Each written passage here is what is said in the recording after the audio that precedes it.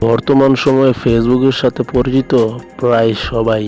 ফেসবুককে সামাজিক যোগাযোগ মাধ্যম হিসেবে ব্যবহার করে থাকে অনেকেই।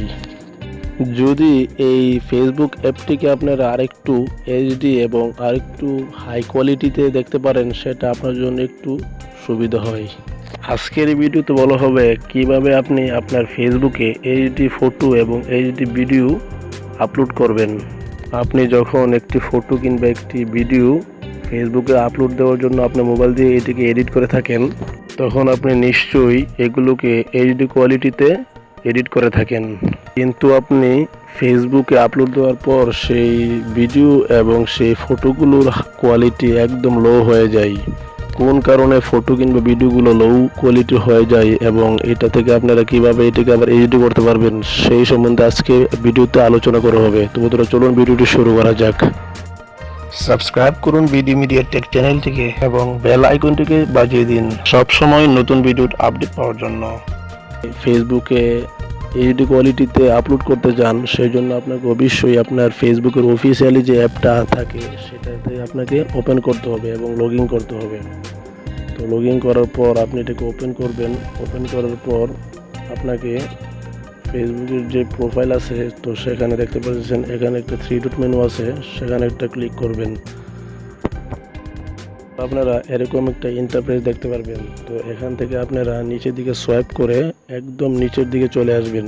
তো এখানে এসে আপনারা দেখতে পারবেন সেটিংস অ্যান্ড প্রাইভেসি নামে একটা অপশনস আছে, তো সেখানে আপনারা একটা ক্লিক করবেন। তো ক্লিক করার পর আপনারা এখানে এটা নিচে দেখতে পারবেন যে সেটিংস একটা অপশনস আছে, তো আপনারা সেখানে সেটিংস একটা ক্লিক করবেন।